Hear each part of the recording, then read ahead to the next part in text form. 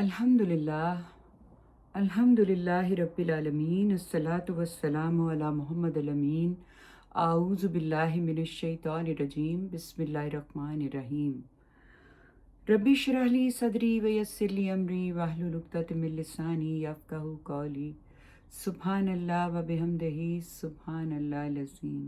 कुरान पाक के तीसरे बाब का मुताला कर रहे हैं जो सूरत यूनुस से शुरू हुआ और अभी तक हमने सूरत हिजर तक इसको पढ़ा है और आज हम सूरत नहल से इसका आगाज़ करेंगे। ज़हन में रख लें कि इस वक्त जो इत्माम हुज्जत के आखिरी मराहिल हैं उसमें मामलात दाखिल हो चुके हैं और रसूलुल्लाह सल्लल्लाहु अलैहि वसल्लम की बेइज्जत से जो हक और बातिल के दरमियान कशमकश शुरू हुई थी, जिसको लाजमन रसूलुल्लाह सल्लल्लाहु अलैहि वसल्लम और उन पर ईमान लाने वालों की फतह से मुकम्मल होना था और झुटलाने वालों का अंजाम तबाही था। ये सारी बातें थीं जो बयान हो रही थीं, पीछे हमने सूरत हिजर में भी देखा और अब इस हकीकत को सूरत नहल में एक नए असलूब से, एक मुख्तलिफ असलूब से वाज़े किया है। मैंने आपको बताया है कि सूरतें जो हैं वो जोड़ा जोड़ा की फॉर्म में होती हैं और जब ये एक सूरत में कोई बात एक मुख्तसर एक उसकी तरफ इशारा किया जाता है और अगली सूरत में उसको खोल दिया जाता है, तो ये जो हक की फतह होनी है और जो मामला चल रहा है उसमें इख्तिताम क्या होना है, इसके हवाले से जिस चीज़ पे मुतनब्बे किया जा रहा है उसको अब एक मुख्तलिफ असलूब में सूरत नहल में बयान किया है। तो हम इब्तदा करते हैं, लेकिन थोड़ा सा इसके हवाले से मैं आपको बताती चलूँ कि ये बात कि ईमान वालों को फतह मिलनी है और जो इनकार करने वाले हैं उनके लिए तबाही लिखी जा चुकी है। इस सूरत की आयत नंबर 30 में इसके हवाले से बयान किया गया है कि जो लोग नेकी और तकवा की राह अख्तियार करते हैं उनके लिए इस दुनिया में भी फिरोजमंदी और आखिरत का घर तो इससे कहीं बढ़ के है। यानी कहा यह गया कि जब आप बाय चॉइस इस दुनिया में ये फैसला करते हैं कि हमने नेकी और तकवे का रास्ता इख्तियार करना है, तो बज़ाहिर हो सकता है आपको कुछ मुश्किलात का सामना करना पड़े, लेकिन तकवा इख्तियार करने वाले जो हैं उनको आखिरी फतह ही नहीं मिलती, दुनिया में भी उनको सरफराजी और वो सुरखरू होते हैं। तो ये अल्लाह का एक ख़ास करम होता है जो उन लोगों पर होता है जो अपने इरादा और इख्तियार को इस्तेमाल करके इस दुनिया में अल्लाह के रस्ते को इख्तियार करते हैं। तो ये बात आगे इस सूरत में 41 और 42 नंबर आयत में भी बयान की है कि इसमें फरमाया है जो लोग हक की राह में मुखालिफीन हक के मजालिम को सह कर अल्लाह ताला की राह में हिजरत इख्तियार करते हैं, हम उनको दुनिया में भी इक़्तिदार और तमक्कुन अता करते हैं और आखिरत का सिला तो इससे कहीं बढ़ के है। यानी अगर आप ये फैसला कर लें कि अगर किसी जगह पे आपके लिए ज़िंदगी तंग कर दी गई है और अब आप जिस तरह से अल्लाह के रास्ते को अपनाना चाहते हैं वो अपनाना आपके लिए नामुमकिन हो गया है, तो अगर इस सूरत में आप हिजरत करते हैं तो अल्लाह का वादा है कि फिर वो आपको सरफराजी और फतह नसीब करता है, कामयाबी नसीब करता है। तो जो पिछली सूरत हिजर में नबी पाक सल्लल्लाहु अलैहि वसल्लम के लिए जो तसल्ली का मजमून था जिस पे वो ख़त्म हुई थी सूरत, वही जो मजमून है इसकी तमहीद जो है वो इस सूरत में हमें नज़र आती है। यानी इसकी जो तमहीद है इस सूरत की उसमें वही मजमून जो है वो कंटिन्यूटी के साथ हमें इसमें चलता नज़र आता है। तो हम सबसे पहले आयत 1 से 3 तक पढ़ लेते हैं जिसमें सूरत हिजर और सूरत नहल जो हैं उनकी आपस की एक कंटिन्यूटी हमें नज़र आती है। तो फरमाया अल्लाह के नाम से जो सरासर रहमत है जिसकी शफकत अबदी है। फरमाया अल्लाह का फैसला सादिर हो चुका, सो इसके लिए जल्दी न मचाओ, वो पाक और बरतर है उन चीज़ों से जिन्हें ये शरीक ठहराते हैं। इन्हें बताओ है पैगंबर कि हर शख्स इसका अहल नहीं होता कि अल्लाह उस पर फरिश्ते उतार दे। वो अपने बंदों में से जिसे चाहता है अपने हुक्म की वही के साथ फरिश्ते उतारता है, इस हिदायत के साथ कि लोगों को خبردار کر دو کہ میرے سوا تمہارا کوئی معبود نہیں، لہٰذا مجھے سے ڈرو۔ اس نے آسمانوں اور زمین کو برحق پیدا کیا ہے، اس کے فیصلوں پر کوئی اثر انداز نہیں ہو سکتا، وہ برتر ہے ان چیزوں سے جنہیں یہ شریک ٹھہراتے ہیں۔ نبی پاک صلی اللہ علیہ وسلم کو زج کر رہے تھے، تکبر کر رہے تھے، استکبار کر رہے تھے، انکار کر رہے تھے۔ اللہ تعالیٰ نے انہیں تسلی دی اور کہا کہ ان کو ان کے حال پہ چھوڑو، اور اگلی صورت میں پھر دوبارہ سے تمہید کے طور پر یہ بتا دیا کہ یہ انکار کس چیز کا کر رہے ہیں؟ توحید کا، جو کہ ایک ایسی حقیقت ہے جس کا انکار ممکن ہی نہیں۔ تو یہ جلدی مچا کے جو یہ بات کر رہے ہیں ان کو بتا دو کہ یہ جو کہتے ہیں کہ کوئی فرشتہ چلتا پھرتا کیوں نہیں اس کے ساتھ نظر آتا، نبی پاک صلی اللہ علیہ وسلم کے ساتھ، جو ہمیں آ کے پڑھ کے آیتیں سنائے۔ تو انہوں نے کہا، اللہ تعالیٰ نے بتا دیا کہ یہ جو باتیں ڈیمانڈ کر رہے ہیں یہ ساری کی ساری نہ ماننے کے وہ ہیلے اور بہانے ہیں جو اصل میں نہ ماننے کا ایک جسے کہتے ہیں نا اولا رکھنا، یعنی ایک نہ ماننا ان کا فیصلہ ہے، جس کو یہ اس طرح کی لغو ڈیمانڈز کے ساتھ سامنے رکھ کے اپنے آپ کو بھی دنیا اور آخرت دونوں میں رسوا کر رہے ہیں، اور نبی پاک صلی اللہ علیہ وسلم کو تکلیف اور اذیت دے رہے ہیں، جس کو کہ یہاں پر اللہ تعالیٰ نے تمہید میں ہی بتا دیا کہ یہ ایک غلط بات کے اوپر کھڑے ہیں اور ان کا انجام بہت برا ہونے جا رہا ہے۔ اس کے بعد جو اگلی آیت میں آپ کو بتانا چاہتی ہوں وہ اس سورت کا جو سب سے بنیادی بات ہے، جو ہمارے ہاں بہت پڑھی جاتی ہے لیکن عمل نہیں کیا جاتا جس کے اوپر، اور جس میں کہ دین کے بنیادی اخلاقی اصول بیان کیے گئے ہیں، ہم ان کو یہاں دیکھ لیتے ہیں۔ لیکن اس سے پہلے آیت 65 سے 69 تک جو آیات ہیں اس کا ایک مختصر سا حوالہ آپ کو دینا چاہتی ہوں، کیونکہ اس میں اللہ تعالیٰ نے جو آیات الہی سے فائدہ اٹھانے والے لوگ ہیں نا، ان کی 3 خصوصیات بیان کی ہیں، جو کہ ان کے لیے خصوصیات کا جو لفظ استعمال کیا ہے، اگر آپ اس کو سمجھ لیں یا اس کو ذہن میں رکھیں تو آپ بار بار اپنے اوپر اپلائی کر کے دیکھ سکتے ہیں کہ ہم ان خصوصیات کو اپنی زندگی میں شامل کیے ہوئے ہیں کہ نہیں۔ تو وہ 3 خصوصیات جو ہیں وہ یہ ہے کہ جو آیات الہی سے فائدہ اٹھانے والے لوگ ہیں وہ کیا کرتے ہیں؟ وہ بات کو سنتے ہیں، یعنی ان کے لیے جو لفظ استعمال ہوا ہے وہ یسمعون ہے، یعنی وہ سنتے ہیں بات کو۔ دوسری بات یہ ہے کہ وہ عقل سے کام لیتے ہیں، یعنی یاقلون کا نام ان کے لیے استعمال ہوا ہے۔ اور تیسری بات جو ہے وہ یہ ہے کہ وہ غور و فکر کرتے ہیں، یعنی تفکرون ہیں، یعنی وہ تفکر کرنے والے لوگ ہیں۔ اور اس کا نتیجہ کیا ہوتا ہے کہ یسمعون جو کھلے کانوں سے معقول باتوں کو سنتے ہیں اور قبول کرتے ہیں، اور یاقلون جو عقل سے کام لیتے ہیں اور سوچنے سمجھنے کی کوشش کرتے ہیں، اور یہ تفکرون وہ جو برابر اسرار و کائنات پر تفکر کرتے رہتے ہیں۔ تو ان سے کیا ہوتا ہے؟ یہ ایک صحیح ہے جو آپ کو صحیح ڈائریکشن کے ساتھ صحیح جگہ پر لے جانے کا باعث بنتی ہے۔ تو یہی صفات جو ہیں انسانیت کا اصل جوہر ہیں۔ تو ہمیں یہ دیکھنا ہے کہ ان صفات کو ہم اپنے اندر، یہ ہمارے اندر موجود ہوتی ہیں، ان کو ایکسرسائز کرنا ہے جو یہ نمایاں کر دیتا ہے، ورنہ ہم سننے سمجھنے کی صلاحیت رکھتے ہیں، ہم عقل کو استعمال کرنے کی صلاحیت رکھتے ہیں، ہم غور و فکر کرنے کی صلاحیت کو رکھتے ہیں، لیکن ہم اس کو پس پردہ پھینک دیتے ہیں، ایک طرف پھینک دیتے ہیں، اور زندگی کی جو بھیڑ چال ہے اس میں مگن رہتے ہیں۔ تو یہ اگر رک کے اس کی طرف توجہ دی جائے تو بہت سارے معاملات جو ہیں ہمارے لیے آسان ہو جاتے ہیں۔ پھر اس کے بعد جو بنیادی اخلاقیات آیت 90 ہے وہ میں آپ کے سامنے پڑھنا چاہتی ہوں۔ انتہائی اہم آیت ہے، اور یہ وہ اصول ہیں جن پہ ساری اخلاقیات جو مذہب کی ہے وہ کھڑی ہے۔ اس میں بتایا کہ اللہ تعالیٰ کیا حکم دے رہے ہیں اخلاقیات کے حوالے سے۔ حقیقت یہ ہے کہ اس میں تو اللہ عدل اور احسان اور قرابت مندوں کو دیتے رہنے کی ہدایت کرتا ہے۔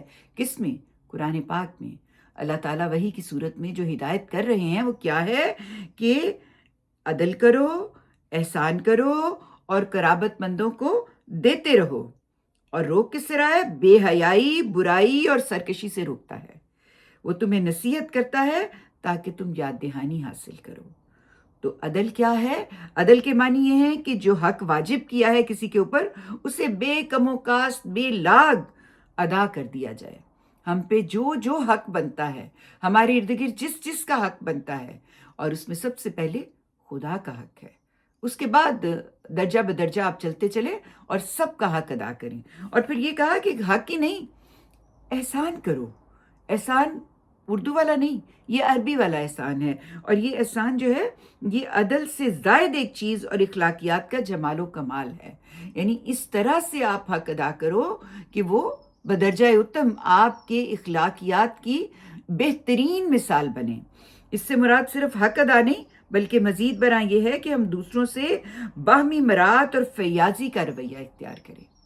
تو یہ کرنا ہے. اور پھر قرابت مندوں کو دیتے رہنا یعنی انفاق. آپ نے احسان ہی کی ایک یہ فرع ہے جس میں ایک خاص صورت متعین کی ہے کہ قرابت مند جو آپ کے ارد گرد قریبی اعزاء اقربا ہیں، جن کا حق آپ کے مال میں بھی تسلیم کیا گیا ہے، ان کے حوالے سے زیادہ متنبع کر دیا ہے.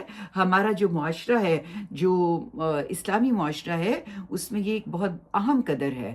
تو عدل، احسان اور اعطائے ذی القربیٰ یہ بنیادی اخلاقی اصول ہیں جو ہمیں بتا دیے گئے. اور جن بنیادی اخلاقی اصولوں کو اپلائی کرتے ہوئے جن چیزوں سے روکا، وہ کون سی 3 چیزیں ہیں؟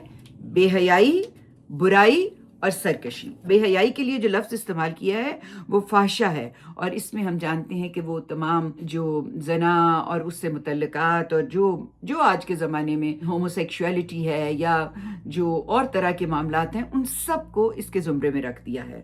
اور دوسری چیز منکر، یہ معروف کا ضد ہے، یعنی وہ برائیاں جنہیں انسان بالعموم جانتا ہے، یعنی جانی مانی برائیاں، ان سے بچنا ہے آپ نے. اور تیسری بغی یعنی سرکشی، تعدی، یعنی آپ جب اکڑ جاتے ہیں، ایک تو آپ سے گناہ ہو گیا، غلطی ہو گئی، پچھتاوا ہے، آپ اس کو برا محسوس کرتے ہیں، اور ایک یہ ہے کہ کی ہے غلطی، کر لو جو کرنا ہے، سارے کر رہے ہیں میں بھی کر رہا ہوں. یہ سرکشی ہے، یہ حد سے بڑھنا ہے. آپ نے اس سے رکنا ہے. تو یہ بنیادی اخلاقیات ہیں جو اس صورت میں بہت ہی خوبصورتی سے بیان کیے ہیں، اور ہم ان کو پڑھتے اور سنتے بھی رہتے ہیں، لیکن اس کی جو اہمیت ہے اس کو ہم اپنی زندگی میں اس طرح سے رائج نہیں کرتے، یعنی اس کی اہمیت کو اس طرح محسوس نہیں کرتے جس طرح کی اس کی اہمیت ہے، اور جس سے کہ ہماری زندگی کا سارا معاملہ جو ہے وہ 180 ڈگری ڈفرینٹ ہو جاتا ہے اگر اس کو ہم اپنی زندگی میں رائج کر لیں. تو یہ آیات تھیں جو اس میں سے میں نے سلیکٹ کی تھیں. اور پھر اس کے بعد ایک اور اس میں اہم چیز تھی اس صورت میں، وہ قریش کو تنبیہ کی گئی اور ایک بستی کی مثال دی گئی، اور انہیں متنبع کیا کہ اگر انہوں نے اپنی روش نہ بدلی تو ان کا انجام بھی اسی بستی کی طرح ہوگا. یہ وہ بستی کا نام اس میں نہیں لیا، لیکن جاوید صاحب نے اس کی تفصیل میں یہ بتایا ہے کہ یہ ہر وہ بستی ہے جس کی طرف پیغمبر بھیجے گئے اور جن کو متنبع کیا گیا، اور جنہوں نے استکبار کیا، جنہوں نے اس کو نہیں مانا، ان سب کی مثالیں ایسی ہی ہیں کہ پھر وہ تباہ و برباد ہوئیں. تو اس کو ایک یاد دہانی کے طور پہ اگر ہم پڑھیں سمجھیں تو اس سے بہت ہم اپلائی کرنے میں ہمیں آسانی ہوتی ہے. ظاہر ہے ہم جب چیزوں کو تمثیل کے انداز میں، آپ دیکھتے ہیں نا، ہم جب ڈرامے دیکھتے ہیں یا ہم کوئی چیز کو امیجن کرتے ہیں اپنی امیجنیشن، تخیل کو استعمال کرتے ہوئے، تو اس کا امپیکٹ بہت زیادہ ہوتا ہے. تو اللہ تعالیٰ بھی قرآن پاک میں جب تمثیل بیان کرتے ہیں کسی حقیقت کے حوالے سے تو پھر اس کا ایک امپیکٹ ہوتا ہے. تو یہ جو امپیکٹ یہاں پر ہے اس کو کریٹ کر کے قریش کو بتایا ہے کہ تمہارا بھی انجام ایسے ہوگا. اور اس امپیکٹ کو اگر ہم پڑھ کے اپنے اوپر اپلائی کریں تو ہمیں بھی سمجھ آتی ہے کہ جب ہم خدا کے رستے سے ہٹتے ہیں تو اس کا انجام کیا ہوتا ہے. تو اس کے آخر میں آیت 125 میں نبی پاک صلی اللہ علیہ وسلم کو تسلی دی ہے، اور صبر کی تلقین اور صبر کے حصول کے لیے جو تدبیر بیان کی ہے وہ بھی بہت اہم ہے. اس کو ہم پڑھ لیتے ہیں تاکہ ہمیں پتہ ہو کہ جب ہم صبر کو اٹین کرنا چاہتے ہیں تو ہمیں کیا کرنا ہے. اچھا، یہ بستی کی مثال والی جو آیت ہے وہ آیت 112 ہے. آپ اس کو بھی ضرور پڑھ لیجئے گا. میں اب آپ کو آگے آخری جو آیت ہے وہ پڑھ کے بتانا چاہتی ہوں، کیونکہ اس میں نبی پاک صلی اللہ علیہ وسلم کو جو تسلی دی ہے نا، اس کے ساتھ صبر کے لیے ہدایت بھی دی ہے. تو فرمایا، تم اے پیغمبر اپنے پروردگار کے رستے کی طرف دعوت دیتے رہو، حکمت کے ساتھ اور اچھی نصیحت کے ساتھ، اور ان کے ساتھ اس طریقے سے بحث کرو جو پسندیدہ ہے۔ یقیناً تیرا پروردگار خوب جانتا ہے کہ کون اس کی راہ سے بھٹکا ہوا ہے، اور وہ ان کو بھی خوب جانتا ہے جو ہدایت پانے والے ہیں۔ اگر تم لوگ کسی وقت بدلہ لو تو اتنا ہی بدلہ لو جتنا تمہارے ساتھ کیا گیا ہے، لیکن اگر صبر کرو تو صبر کرنے والوں کے لیے یہ بہت ہی بہتر ہے۔ اے پیغمبر، صبر کرو، اور تمہیں یہ صبر خدا کے تعلق ہی سے حاصل ہوتا ہے۔ یہ بہت اہم باتیں ہیں، یعنی جو نبی پاک صلی اللہ علیہ وسلم کو دعوت دینے کا انداز بتایا کہ نصیحت کی بات کرنی ہے تو اسے بہترین سافٹ پسندیدہ طریقے سے کرو، غصے سے جذباتی ہو کے دوسرے پہ مسلط کرتے ہوئے کبھی بھی کسی بات کو بیان نہیں کرنا، اور صبر کرنا ہے دوسرے کی غلط بات پہ۔ اور صبر جو ہے یہ کوئی اتنی آسان چیز نہیں ہے، یعنی غربت، تنگی، جنگ، مشکلات، ان میں آپ جو بات آپ سمجھتے ہیں کہ صحیح ہے اس پہ قائم رہنا، یہ صبر ہے، اور یہ اتنا آسان نہیں ہوتا۔ اس صبر کو اٹین کرنے کے لیے اللہ تعالیٰ نے خود بتا دیا کہ کیا طریقہ ہے۔ یہ اس کو حاصل ہوتا ہے کس کو؟ جو اللہ سے تعلق رکھتا ہے، یعنی ہمارا اللہ سے زندہ تعلق۔ ہمیں ہر چیز میں خدا کو شامل رکھنا ہے، ہر لمحے ہمارے دماغ میں یہ رہنا ہے کہ وہ خدا ہمیں دیکھ رہا ہے۔ اس کے ساتھ ہمارا زندہ تعلق جو ہے نا، وہ ہمیں صبر کی طرف لے کے چلتا ہے۔ ہم اس کے اوپر اپنی معاملات کو چھوڑتے ہیں اور اپنی جد و جہد کو جاری رکھتے ہیں۔ تو یہ بات اللہ تعالیٰ نے یہاں پر نبی پاک صلی اللہ علیہ وسلم کو بھی کہی، اور آخر میں کہا تم ان پر غم نہ کرو، اور جو چالیں یہ چل رہے ہیں ان سے دل تنگ نہ ہو، بے شک اللہ ان لوگوں کے ساتھ ہے جنہوں نے تقوی اختیار کیا اور جو خوبی سے عمل کرنے والے ہیں۔ یہ بہت پیاری بات ہے۔ اللہ ہمیں توفیق دے کہ ہم ان باتوں کو سمجھ سکیں۔ اب ہم آگے بڑھتے ہیں، تو اب ہم سورت بنی اسرائیل کی طرف چلتے ہیں۔ یعنی ابھی ہم نے سورت نحل پڑھی، تو سورت بنی اسرائیل جو ہے، یہ سورت نحل میں جو مشرکین مکہ کے ساتھ بنی اسرائیل کے لیے دعوت و انذار دونوں ہیں۔ اب اس صورت میں تفصیل سے ان کو مخاطب کر کے ان کو تاریخ کی روشنی میں بتایا ہے، کن کو؟ یہود کو، کہ جب انہیں اللہ کی سخت مار پڑی، وہ کیوں پڑی اور کیسے پڑی، اور ان کا انجام کیا ہوا، اور اس میں کن کے لیے نصیحت ہے؟ جو لوگ یہاں پر انکار کر رہے ہیں، جن کے پاس خدا کا رسول درمیان میں موجود ہے لیکن وہ انکار کر رہے ہیں۔ اور یہاں پر معراج کا واقعہ بھی بتایا گیا، اور مشرکین مکہ اور بنی اسرائیل دونوں پہ یہ حقیقت واضح کر دی کہ اب مسجد حرام اور مسجد اقصی، یعنی بیت اللہ اور بیت المقدس، یہ دونوں جو ہے ان کو اب خائنوں اور چور چکوں سے چھین کر نبی امی کے حوالے کرنے کا فیصلہ ہو چکا ہے۔ جس نے ابھی بھی اپنی روش نہ بدلی تو وہ اپنی ضد اور سرکشی کے نتائج بھگتنے کے لیے تیار ہو جائے۔ تو سورت نحل میں جو ہم نے ابھی دیکھا، آیت 90 میں جو بنیادی اخلاقی اصول تھے وہ بھی یہاں پر کھول کے بیان کر دیے ہیں، جو کہ تورات میں احکام عشرہ کے طور پہ پیش ہوئے ہیں، اور یہاں پر بھی یہ احکامات ڈیٹیل کے ساتھ کھول کے 10 احکامات ہیں جن کو بیان کیا ہے۔ لیکن اس سے پہلے ہم آیت 18 اور 19 کو ایک دفعہ دیکھ لیتے ہیں، جس میں اللہ تعالیٰ فرماتے ہیں، ہمارا طریقہ یہ ہے کہ جو اس دنیا ہی کو چاہتا ہے اس کو ہم اس کے لیے جتنا چاہتے ہیں سرے دس یہیں دے دیتے ہیں، پھر ہم نے ان کے لیے جہنم رکھ چھوڑی ہے جس میں وہ خار اور راندہ ہو کر داخل ہو جائیں گے۔ یعنی اگر آپ اس دنیا کو چاہ رہے ہیں اور دنیا ہی مانگ رہے ہیں، وہ کہتے ہیں کہ دیکھی جائے گی آخرت، فی الحال ہمیں صرف دنیا چاہیے، تو پھر اللہ تعالیٰ کہتے ہیں کہ میں پھر ان کو دنیا دیتا ہوں، جتنی میں چاہتا ہوں دے دیتا ہوں، لیکن پھر آخرت میں ان کا کوئی حصہ نہیں ہوتا، آخرت میں وہ جہنم میں ڈالے جائیں گے۔ اور جو آخرت کو چاہتا ہے اور اس کے لیے کوشش بھی کرتا ہے، یعنی آخرت صرف چاہنے کی چیز نہیں ہے، وہ کوشش کے ساتھ منسلک ہے، کوشش کے ساتھ مشروط ہے۔ تو کہا جو آخرت کو چاہتا ہے اور اس کے لیے کوشش بھی کرتا ہے، جیسی کوشش اس کو کرنی چاہیے، اور مومن بھی ہے، تو یہی لوگ ہیں جن کی صحیح مقبول ہوگی۔ اہم بات ہے یاد رکھنے والی، کہ ہم کہتے ہیں کہ ہم تو چاہتے ہیں ہمیں جنت ملے، لیکن ہمارے کام جنت والے نہیں ہیں۔ اللہ نے کہا کہ کام بھی جنت والے اور پوری کوشش کے ساتھ، ایسا نہیں ہے کہ میں نے اپنی سی کوشش کر لی ہے، نہیں، جیسی کوشش کرنی چاہیے ویسی کوشش، اور پھر وہ مومن ہے، مکمل ایمان کی حالت میں ہے، تو پھر اللہ تعالیٰ ان کی صحیح قبول کرتے ہیں۔ اس کے بعد آیت 22 سے 39 تک جو اللہ تعالیٰ نے احکام عشرہ جو تورات میں بیان ہوئے ہیں وہ بتائے ہیں، جو بہت ہی اہم ہیں۔ میں تو ایک زمانے میں جب میں نے قرآن کو پڑھنا شروع کیا تھا، ترجمہ اور تفسیر، تو یہ احکام عشرہ جو ہیں یہ میں نے لکھ کے باقاعدہ اپنی دیوار پہ لٹکائے تھے، تاکہ میرے ذہن میں بار بار یہ گونجتے رہیں کہ یہ وہ احکام ہیں، وہ تفصیل ہے جو کہ ہر لمحے جس سے زندگی میں واسطہ پڑنا ہے، اور مجھے یہ جاننا ہے کہ میرے خدا کا حکم اس کے بارے میں کیا ہے۔ تو ہم اس کو پڑھ لیتے ہیں۔ فرمایا، لوگو، اللہ کے ساتھ کوئی دوسرا معبود نہ بناؤ کہ روز قیامت ملامت زدہ اور بے یار و مددگار بیٹھے رہ جاؤ گے۔ یہ نہ سمجھیں کہ یہ صرف مشرکین مکہ کو یا یہود کو یا نصارہ کو بات کی جا رہی ہے۔ آج کے زمانے میں جب ماتھا ٹیکتے ہیں مختلف جگہوں پہ جا کے، وہ یہی کر رہے ہیں۔ تو بتایا کہ ملامت زدہ اور بے یار و مددگار بیٹھے رہ جاؤ گے۔ تمہارے پروردگار نے فیصلہ کر دیا ہے کہ تنہا اسی کی عبادت کرو، اور ماں باپ کے ساتھ نہایت اچھا سلوک کرو۔ ان میں سے کوئی ایک یا دونوں اگر تمہارے سامنے بڑھاپے کو پہنچ جائیں تو نہ ان کو اف کہو اور نہ ان کو جھڑک کر جواب دو۔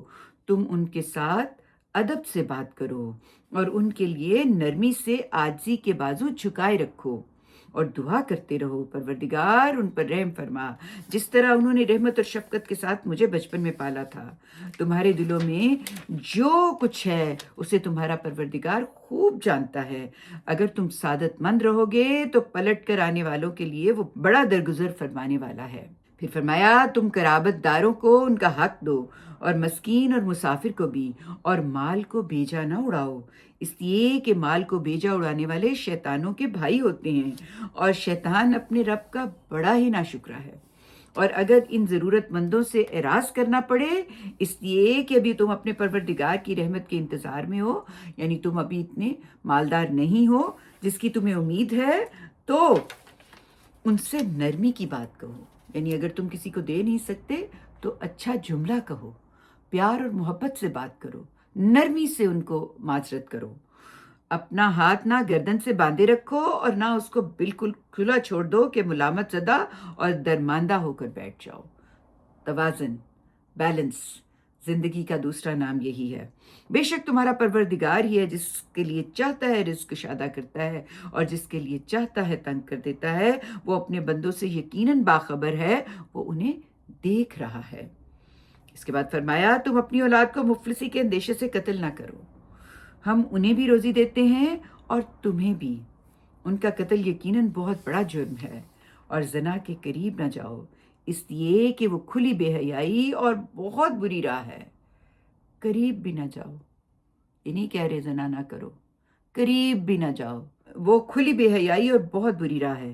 خدا نے جس جان کی حرمت قائم کر دی ہے اسے ناحق قتل نہ کرو، اور یاد رکھو جو مظلومانہ قتل کیا جائے اس کے ولی کو ہم نے اختیار دے دیا ہے، سو وہ قتل میں حد سے تجاوز نہ کرے، اس لیے کہ اس کی مدد کی ہے۔ پھر فرمایا، تم یتیم کے مال کے قریب نہ پھٹکو۔ پھر وہی اسلوب ہے زنا والا، قریب نہ جاؤ، یعنی بہت احتیاط کی ضرورت ہے۔ تم یتیم کے مال کے قریب نہ پھٹکو، ہاں مگر اچھے بھلے طریقے سے، یہاں تک کہ اپنی پختگی کو پہنچ جائے، اور عہد کو پورا کرو، اس لیے کہ عہد کے بارے میں پوچھا جائے گا۔ ہر عہد کے بارے میں پوچھا جائے گا، یاد رکھیں، چھوٹا عہد، بڑا عہد، آخری عہد جو اللہ کے ساتھ باندھا ہوا ہے اس کے متعلق، اور اپنے چھوٹے چھوٹے جتنے بھی آپ نے معاملات کیے ہیں سب کے بارے میں پوچھا جائے گا۔ تم پیمانے سے دو تو پورا بھر کے دو، اور تولو تو ٹھیک ترازو سے تولو، یہی بہتر ہے، اور انجام کے لحاظ سے بھی یہی اچھا طریقہ ہے۔ تم اس چیز کے پیچھے نہ پڑو جسے تم جانتے نہیں ہو، اس لیے کہ کان، آنکھ اور دل سب کی پرسش ہونی ہے۔ اور زمین پر اکڑ کر نہ چلو، اس لیے کہ نہ تم زمین کو پھاڑ سکتے ہو اور نہ پہاڑوں کی بلندی کو پہنچ سکتے ہو۔ ان سب باتوں کی برائی تمہارے پروردگار کے نزدیک سخت ناپسندیدہ ہے۔ یہ انہی حکمت کی باتوں میں سے ہے جو تمہارے پروردگار نے تمہاری طرف وحی کی ہیں، انہیں مضبوطی سے پکڑو اور ایک مرتبہ پھر سن لو، اللہ کے ساتھ کسی اور کو معبود نہ بناؤ کہ راندہ اور ملامت زدہ ہو کے جہنم میں ڈال دیے جاؤ گے۔ ابتدا بھی توحید سے کی اور انتہا بھی توحید ہی کے ساتھ کی۔ توحید کے کلے میں ساری اخلاقیات کو باندھ کے آپ کے سامنے رکھ دیا۔ جب آپ توحید کے ساتھ اللہ کا نام لے کے سلامتی یعنی اسلام قبول کرتے ہیں تو پھر یہ ساری باتیں ہیں جن کو آپ نے اپنی زندگی میں رائج کرنا ہے تاکہ آپ آخرت میں کامیاب ہو سکیں۔ تو اس میں بھی آخری جو آیت ہے اس میں نبی پاک صلی اللہ علیہ وسلم کو تسلی ہے اور یہ بتایا ہے کہ جن کے اندر علم کا نور ہے وہ اس کتاب پر ایمان لا رہے ہیں، اور جو لوگ طرح طرح کے معجزات کا مطالبہ کر رہے ہیں ان کو ان کے حال پہ چھوڑ دو۔ تو یہاں پر یہ یعنی نبی پاک کو تسلی کے مضمون کے ساتھ اس صورت کو تکمیل تک پہنچتی ہے، یعنی یہ صورت پایہ تکمیل تک پہنچتی ہے۔ اور ایک بات اور اس کے حوالے سے سمجھ لیں کہ یہ جو جتنی بھی اس باب میں صورتیں ہیں ان میں نبی پاک صلی اللہ علیہ وسلم کو اور ایمان لانے والوں کو خصوصی تسلی اس لیے دی ہے کہ یہ اس زمانے کے جو حالات تھے، جس طریقے سے ایمان لانے والوں پہ ظلم کا بازار گرم تھا، اس میں اللہ تعالیٰ نے بار بار ایمان لانے والوں کو اور نبی پاک صلی اللہ علیہ وسلم کو تسلی دی، اور بڑے ہی خوبصورت انداز میں تسلی دی جس میں کہ ہم لوگوں کے لیے بھی ان میں نصیحت ہوتی ہے۔ تو میں یہ چاہتی ہوں کہ یہ آخری جو آیت ہے اس کی وہ آپ کے سامنے پڑھ دوں، کیونکہ جس طرح سے اللہ تعالیٰ تسلی دیتے ہیں نا، وہ ہم سب کے لیے بڑی تسلی اور رحمت کی بات ہوتی ہے۔ فرمایا یہ اعتراض کر رہے ہیں کہ تم اللہ کو رحمان کیوں کہتے ہو؟ تو فرمایا ان سے کہہ دو کہ اللہ کہہ کر پکارو یا رحمان کہہ کر پکارو، جس نام سے بھی پکارو سب اچھے نام اسی کے ہیں۔ اور اوپر جو نماز خاص تم کو پڑھنے کی ہدایت کی گئی ہے، نبی پاک صلی اللہ علیہ وسلم کو تہجد کی نماز کے لیے کہا گیا تھا، اس کے حوالے سے کہا تم اپنی اس نماز کو نہ زیادہ بلند آواز سے پڑھو نہ بہت پست آواز سے، بلکہ ان دونوں کے درمیان کا طریقہ اختیار کرو۔ یہ جس وادی میں چاہیں ٹھوکریں کھاتے پھرے، تم اسی خوبصورت طریقے سے اس نماز کا اہتمام رکھو اور اعلان کر دو کہ شکر اللہ ہی کے لیے ہے جو نہ اولاد رکھتا ہے، نہ اس کی بادشاہی میں کوئی شریک ہے، نہ اس کو ذلت کے وقت کسی مددگار کی ضرورت ہے۔ تم اس کی بڑائی بیان کرو جس طرح کہ اس کی بڑائی بیان کرنے کا حق ہے۔ تو یہ وہ طریقہ ہے، یہ وہ اسلوب ہے یعنی جس میں یہ بیان کیا گیا ہے کہ جب اللہ تعالیٰ کسی کو ذلت دیتا ہے تو پھر کوئی اس سے بچانے والا نہیں ہوتا، تو اس سے بچنے کے لیے جو حاکم ہے، جو آپ کو اس سے بچا سکتا ہے، وہ خدا ہے جس کی بادشاہی جو ہے لامحدود ہے، جس میں کسی کی کوئی شرکت نہیں۔ تو اس کے ساتھ ساتھ یہ بھی بتا دیا کہ رات کی آخری نماز جو ہے اس کو جب تم اپناتے ہو تو اس کے ساتھ تم بہت واضح جگہ پہ آ کے کھڑے ہو جاتے ہو، یعنی یہ ایک ایسی نصیحت ہے، ایسی بات ہے جو نبی پاک صلی اللہ علیہ وسلم کو کہی گئی جس سے کہ اس زمانے کے جو حالات ان کو پیش آ رہے تھے ان میں ان کا حوصلہ جو ہے وہ بڑھے۔ یاد رکھیں یہ جو تہجد کی نماز ہے یہ اللہ کے ساتھ تعلق کا سب سے بہترین طریقہ ہے، کیونکہ اللہ تعالیٰ خود قرآن پاک میں بتاتے ہیں کہ میں انسان کے سب سے زیادہ قریب تب ہوتا ہوں جب وہ حالت سجدے میں ہوتا ہے، یعنی وہ جب سجدہ کرتا ہے تو میں اس کے سب سے قریب ہوتا ہوں، اور اس سجدے میں بھی سب سے زیادہ میں قریب ہوتا ہوں جب وہ پچھلی رات اپنی نیند توڑ کے میرے حضور حاضر ہو کے سجدے میں ہوتا ہے، تو میرے اور اس کے درمیان بالکل قربت کا تعلق ہوتا ہے۔ تو یہ ایک بڑی غیر معمولی عبادت ہے جس کو کہ نبی پاک صلی اللہ علیہ وسلم کے لیے لازم کیا، اور جو لوگ اس کو شوق سے نبی پاک صلی اللہ علیہ وسلم کی پیروی کرتے ہوئے اپناتے ہیں تو پھر وہ ان معاملات میں خود دیکھتے ہیں کہ اللہ کس طرح ان کے ہاتھ پکڑ کے ان کو اس جگہ پہ لے کے جاتا ہے جہاں جہاں وہ سوچ بھی نہیں سکتے، اور جہاں جہاں وہ رہنمائی چاہتے ہیں اور اللہ بہترین طریقے سے ان کی رہنمائی کرتا ہے۔ تو یہ ہو گئی سورت بنی اسرائیل۔ یہاں تک ہم رکھتے ہیں آج کے اس چیپٹر کو۔ وآخر دعوانا ان الحمد للہ رب العالمین۔